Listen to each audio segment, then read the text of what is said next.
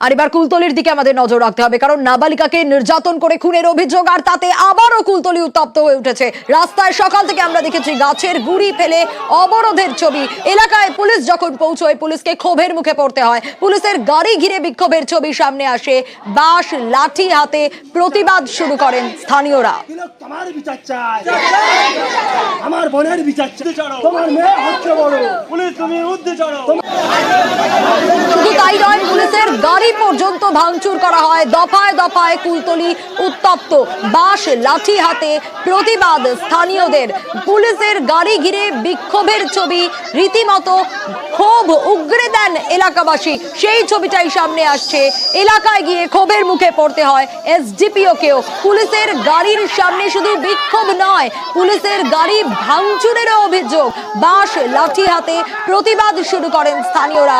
SDPO কেও রীতিমতো ক্ষোভের মুখে পড়তে হয়। দোষীদের শাস্তির দাবি জানাচ্ছেন সাধারণ মানুষ, সেখানকার মানুষ, এলাকাবাসী, এবং দোষীদের শাস্তির দাবিতেই তারা পথ অবরোধ করেছেন।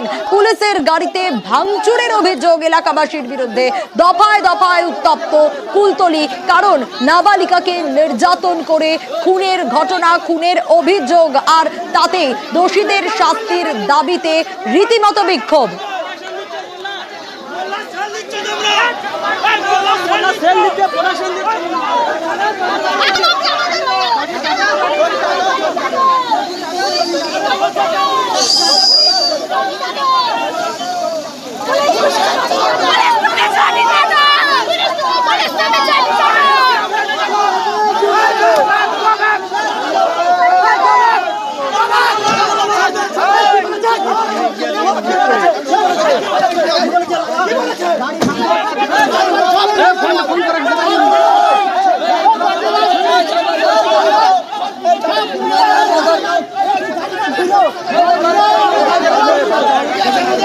আরো বিস্তারিত এই মুহূর্তের ছবিটা অর্পণ জানাতে পারবে।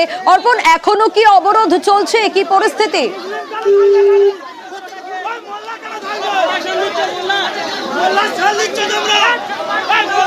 অর্পণের কাছে আসবো, তবে তার আগে জানাই অবরোধ শুরু করেন এলাকাবাসী সকাল থেকে, কারণ দোষীদের শাস্তির দাবি জানাচ্ছেন তারা।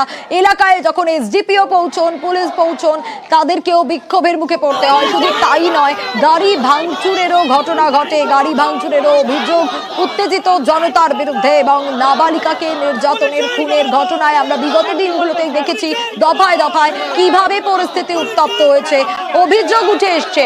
এলাকায় গিয়ে ক্ষোভের মুখে পড়তে হয় এসডিপিও কে। শুধু তাই নয়, পুলিশের গাড়ি পর্যন্ত ভাঙচুর করা হয়।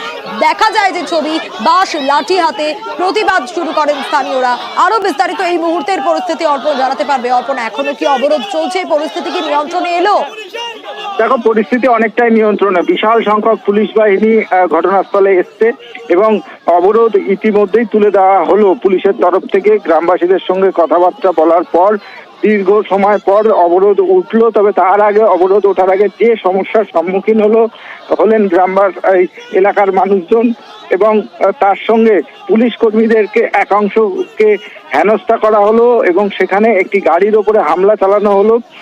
পুলিশ সূত্রে যা খবর, যে কৃপাখালী যে এলাকা, সেখানে এক পুলিশ কর্মী তিনি অসুস্থ হয়ে পড়েন। তাকে নিয়ে হাসপাতালে যাওয়ার পথে অবরোধকারীরা সেই গাড়ি আটকান এবং সেখানেই গাড়িতে ঘিরে বিক্ষোভ দেখানো হয়, গাড়ি ভাঙচুর করা হয় এবং এসডিপিও ঘটনাস্থলে এলে সেই এসডিপিওকে ঘিরেও বিক্ষোভ দেখান বিক্ষোভকারীরা। এই মুহূর্তে বিক্ষোভকারীরা তারা গ্রামের মধ্যে প্রবেশ করেছেন। রাস্তায় অবরোধ উঠে গেছে এবং অবরোধ উঠে যাওয়ার পরে এলাকায় পুলিশ মোতায়েন করা রয়েছে, কারণ আগামী সময়ে আর অপ্রীতিকর কোনো ঘটনা না ঘটে সে কারণে কিন্তু পুলিশ বাহিনী প্রত্যেকটা মোড়ে পুলিশ মোতায়েন করা হলো। এবং এক এসডিপিওর পদমর্যাদা অফিসার, তিনি এই রাস্তা, অর্থাৎ 2.5 কিলোমিটার রাস্তা, তিনি তার উপরে নজর রাখবেন এবং যারা গ্রামবাসী তাদের সঙ্গেও আলাদা করে পুলিশের তরফ থেকে কথা বলা হবে। বেশ অর্পণ,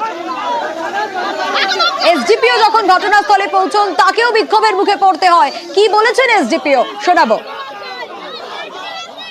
অসুস্থ কেউ যাচ্ছে, আমাদের একজন কনস্টেবল, লেডি কনস্টেবল অসুস্থ, তাকে গাড়ি করে শিফট করা হচ্ছে, সেখানে তাকে এইভাবে হ্যারাস করা হচ্ছে, গাড়িটা ভাঙছে। তিনি কি আহত হয়েছেন? রীতিমতো লেগেছে আমাদের পুলিশের, যারা আমরা তাদের মেডিকেল করতে পাঠিয়েছি। গাড়ির কাজটা গাড়ির কাজ সম্পূর্ণ ভেঙে গেছে। পাবলিক করতে পারে সেটা তাদের পছন্দ, তাদের রুচির ব্যাপার। পুলিশের কাজ করছে, আমি ওনাদের সম্মানের খাতিরে গাড়িটা রেখে দিয়েছিলাম এখানে।